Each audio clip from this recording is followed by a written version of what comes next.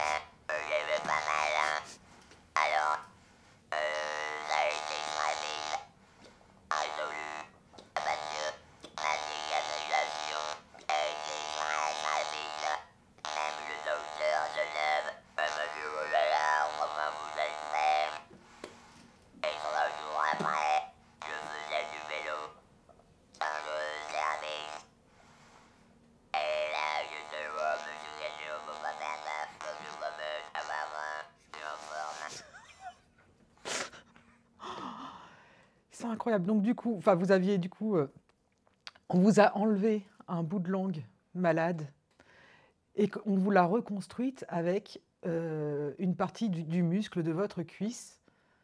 C'est incroyable. Incroyable. Je ne savais même pas que ça se faisait. C'est... Alors j'ai eu plus mal à la cuisse. J'avais mal là. Vous avez eu plus mal à la cuisse qu'à la langue. Alors, c'est pas fini. Parce que 1 an après, on fait un école vocale. Les cordes vocales. Troisième. Le nez, ouais, le nez, la langue, les cordes vocales. Et l'ablation totale de l'école vocale. Donc, je peux plus parler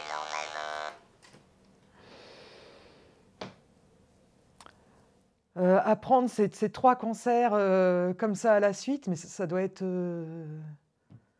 moralement. C'est un peu déroutant, mais c'est la tête qui commande. La tête et mon épouse.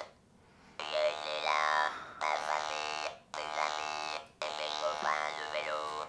Tout le monde a été là pour m'aider moralement, mais aussi moi plutôt qui les aidais moralement parce que j'étais très fort et je continue à l'être. Et d'où tenez-vous cette force? Je pense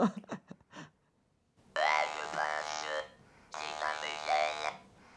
C'est ma maman qui est décédée il y a quelques semaines. Elle avait 97 ans. Elle était pas malade. Elle était un peu forte et pas malade. Alors ça vient peut-être de ça. Plus le sport, je fais énormément de vélo. Je fais 300 km par semaine. 300 km par semaine. Et mes copains, ils sont comme moi et qui me disent mais comment tu fais pour respirer? Oh ben je respire beaucoup mieux qu'avant. Vous avez quel âge? 67 ans. 67 ans. Mais vous faites plus de sport par semaine que moi, j'en ai fait dans ma vie à 42 ans. Ouais, je fais en moyenne 9 heures à 10 heures de sport par semaine. Plus tous les jours, je fais du yoga. Mhm. Et en plus de jouer au boule. L'activité remplie.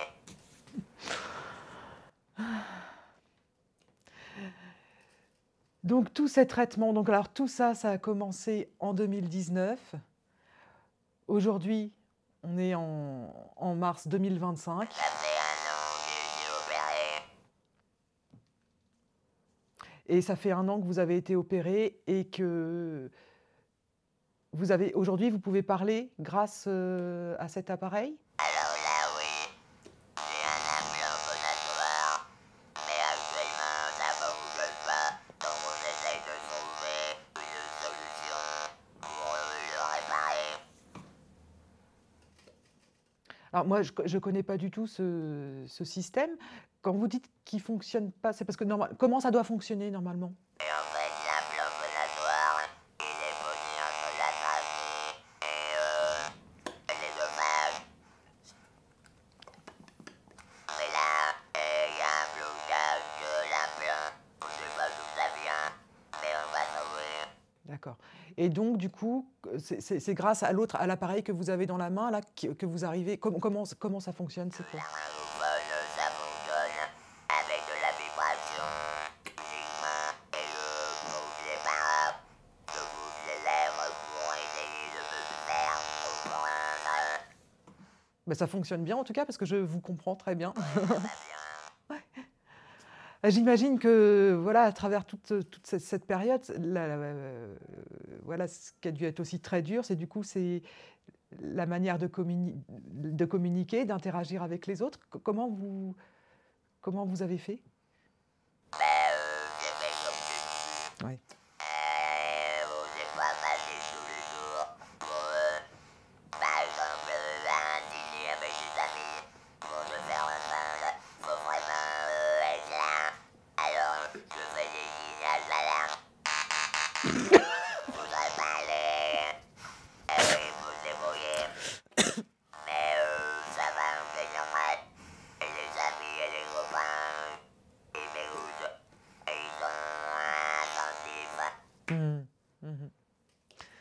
Vous avez l'air d'être très bien entouré. C'est... Oui, Mm, très bien. mm, Surtout mon épouse. mm. Elle mérite une médaille. Au niveau de l'accompagnement au CHU, ça se passe comment? J'ai vraiment pas grand-chose à dire sur le CHU, sauf qu'ils sont toujours là pour moi, pour nous les malades. Le suivi du professeur Deneuve est parfait. Il n'y a vraiment rien à dire à ce sujet-là. Et heureusement, on a connu Sophie Deneuve, parce que au Havre, il faut pas ce genre d'opération. Il y a que Sophie qui est capable de le faire. Et Sophie, c'est ma copine. Et oui, c'est vrai que professeur Deneuve, alors je me souviens, puisque je l'avais interviewée quand elle est arrivée au CHU de Rouen, il y a 3 ans peut-être, ou 4 ans. Je ne sais plus où est-ce qu'elle était auparavant. Elle était à Lyon. À Lyon, c'est ça. Ouais, ouais, ouais, ouais. Et je me souviens qu'elle m'avait dit voilà, qu'elle voulait développer beaucoup de choses pour les patients atteints de cancer de la sphère ORL. Et je vois que c'est... Oui, elle m'en a parlé. Elle m'a dit j'espère que vous allez l'interviewer pour aller simple. Ouais, ouais. Alors je suis témoin aussi auprès d'autres malades. Je D'accord. vais voir. Alors j'en ai fait un pour le moment, mais c'est enregistré pour eux et pour moi. Alors j'essaye de leur donner ma positivité.